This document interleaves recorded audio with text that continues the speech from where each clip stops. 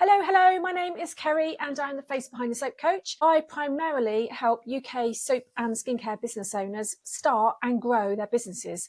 So I'm generally all very much about strategy and taking action and doing the thing that you need to do to get you to the next level. But today's video is all about how to get your business in front of more people without using social media. And I do this because it's a topic that crops up a lot in my Soap Suite membership. We've just been talking about it in a call that we've had this afternoon.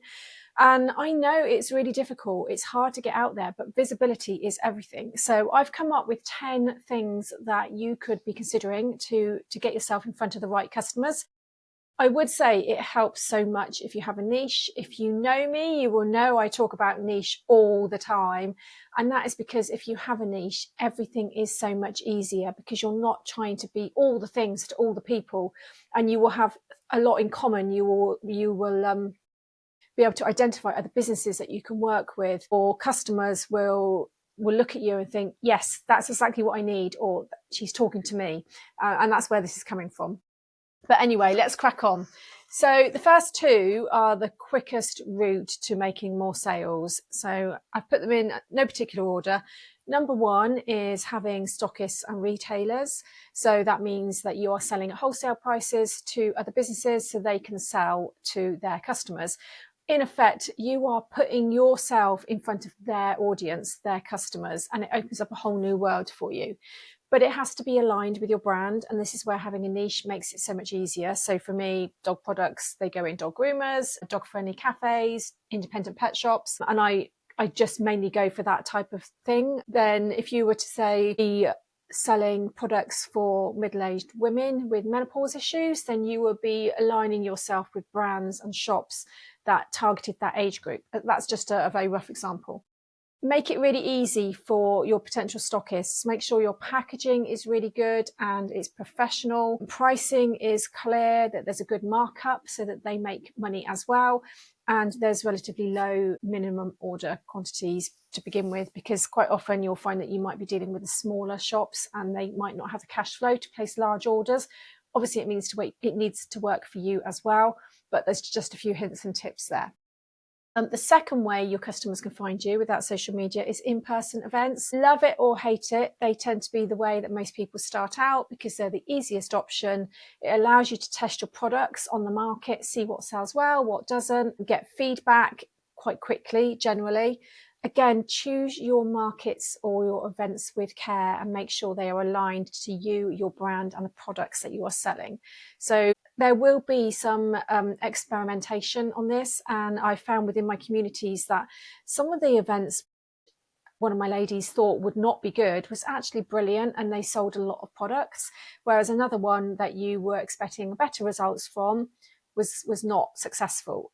A lot depends on the organizer, how much promotion they give to the event, whether there's a lot of other similar businesses to yours with stands. So it's worth doing your research. It's also worth considering the price it costs you to go. So if it's an expensive table, how much do you need to sell before you even break even, never mind anything else? So there's a lot of considerations there, but they are the way forward for starting out if you want a quick and easy feedback and sales. Top tip: display your products beautifully, make sure your packaging is on point, make sure it's obvious what you and your stand are about to passers. So if you are all goat's milk, for example, or any bee products, make sure that's obvious so that people can glance at you and decide whether they're interested. If you're vegan, make sure that's obvious. So, and try and ensure that your table is all cohesive, so it all flows together, and you use height, etc. Give samples to draw people in, start conversations. You do have to talk to people, and yeah, it will be an element of trial and error. So that's the first two, they're the easiest. Number three is word of mouth and referrals. Now, obviously, this is out of your control to a degree.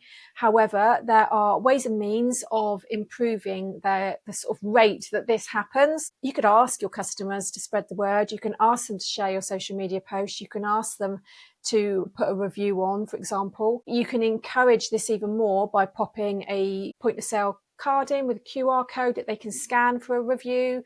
Maybe do a monthly prize draw for everybody that's put a review in that month. There's tech solutions for that, I'm sure. This is not a video about how to do the tech aspects, But any sort of way you can encourage people and make it as easy as possible for them, that is the way to do it.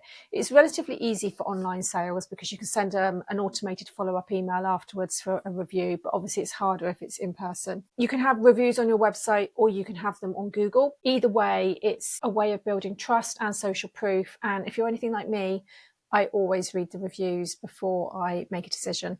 And if they're verified, if they come up as verified, even better. So if you're using, I use Yotpo on my website, and when it sends an automated review out, and then the person who did it gets an email back and they have to say, yes, that's correct. And that kind of shows as a verified review then. The next one, number 4, is your website and your SEO, or your search engine optimization. This is a prime way for people to find you, especially if you have a good niche.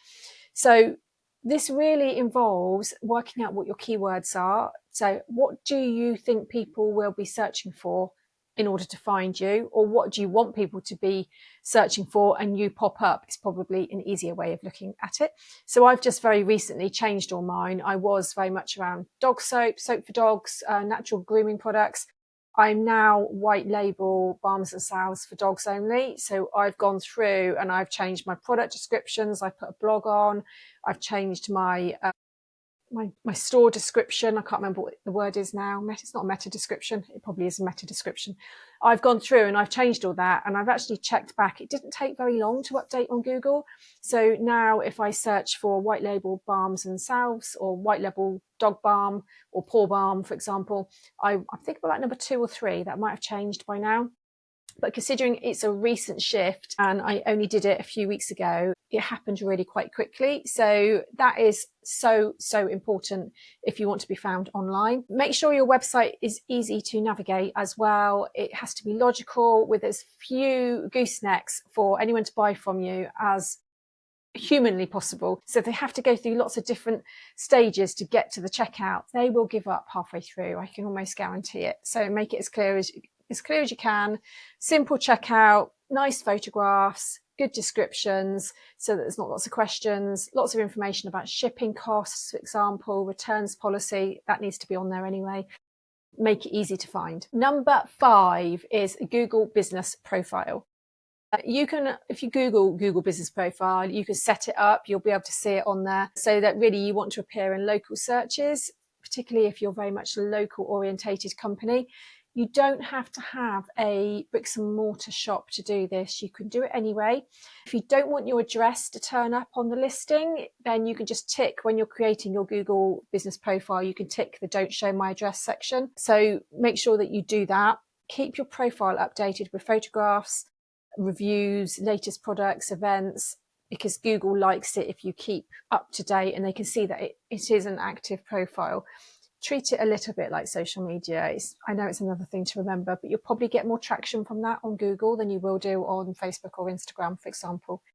Number 6, collaborations and partnerships. I hear all the time where collaborating with another business who has a similar audience is amazing for business, because effectively you're fast tracking your way in front of their audience as well. So this could be, for example, teaming up with complementary brand. So maybe a candle maker, you could put point of sale material in each of your parcels. So you could just have a pile of business cards or leaflets and ask them to put it in with their orders, and you could do the same for them. You could run competitions, shout out to each other's websites on your emails, which is a good one if you've got very similar audiences. What else? Oh, website links. So getting backlinks. That means maybe somebody could, if you've got a list of recommended complementary brands, you could do the same for each other. Backlinks are really, really good. So collaborations, there's a ton of different ways of collaborating with different businesses, but it's just an idea to put in your head. It's worth doing. It gets you in front of other people's audiences super quickly. Press and PR, I think we're on number 7. Press and PR, pitching your stories to products, for your products, to newspapers, magazines. It depends on the aim of the pitch and the publication as to how you do this. You might be just pitching about a seasonal product, in which case it would be, I've got Valentine's Day is coming up in 2 months' time. I've got a product you might be interested in. This is why, this is who it benefits. This is why it might be useful to feature something along those lines. Or you may be going along the storyline aspect. And this is just 2 examples. I'm sure there will be a lot more. A storyline will be more about the human interest side of things. So for me, it could be how I was a dog groomer and I turned that into a coaching business. It's all been linked. It's quite an interesting human interest story to the right publication, but it depends on who you're applying to. But you've got to sell it to them. What's in it for them? Why do they want to publish it? Why do their readers want to see that? So that's press and PR. There's also the option of sending samples of your products out to bloggers and influencers. This is a prime example. I went to the SBS event with Theo Paphitis in Birmingham last year, and Stacey Solomon was the speaker that year. And she occasionally, she will put a little shout out for small business in one of her stories on Instagram or something. And if she does that, it is amazing because that particular business will do so well as a result. Now, I'm not suggesting you start sending your things to Stacey Solomon because obviously she'll get inundated, but bloggers, brand ambassadors, influencers, small influencers, they don't have to have a big audience. It's just got to be the right audience, which could instantly help put you in front of a whole new group of people. So that's press and PR. Pinterest and YouTube. So Pinterest and YouTube are different to social media. They are search engines in effect, which means that anything you put on there has a much, much longer shelf life. So I've got traffic coming from pins that I put on 2 years ago, haven't looked at them, haven't touched them, but they're driving back to blogs on my website. So that is a way of putting some content out there which has a longer life. So pin images of your products and links back to your blog posts if you do them. Highly recommend that if you don't, on Pinterest. And then YouTube is another one where people are quite often, they watch it for entertainment, or they might watch for help and advice or information. It depends on your niche, very much depends on your niche, and it's not for everybody. But it's a search engine, and people will find it months, years afterwards. Number 9, networking and business groups. I've got some brilliant results from networking business groups, not for me personally, because I haven't done a lot of it. I've got other ways that I do it. But one particular lady in my community has had some fantastic results just by general conversations. It's been amazing. So join local business networking groups. You can meet shop owners, event organisers, potential customers even. And then connect with other makers and business owners, because word of mouth from them can be really amazing too. Very much in the early days with my dog products business, I did a lot of that, and I wouldn't be where I am without it. So it's work. You need to put the groundwork in, but it does pay off. Subscription boxes and gift sets. Get your products into curated subscription boxes and gift sets. So if you make a gardener's soap, you could easily be featured in a garden lovers subscription box. And this is something that I've done quite a bit of over the years. So there's quite a few dog subscription boxes out there, and I've had most of my products in them at any one time. So not only does that mean that you can make a wholesale sale in one go, as it were, whether that be like 50 soaps or 100 soaps or balms or lip balm or perfume or whatever it is that you sell, then you're making that sale, and you're also then getting yourself in the hands of 50, 100, 200, however many it is, potential ideal customers. So that's well worth doing. Again, it needs a bit of groundwork. You might need to reach out to some subscription box companies. Small ones generally will be the better option because they are always searching for products to put in their boxes. Subscription boxes, gift sets, that kind of thing is a good one. You can also offer your own seasonal gift sets. That works well because there's that limited edition aspect to it. And if something's limited in number or only going to be available for a short amount of time, that's quite a good way as well.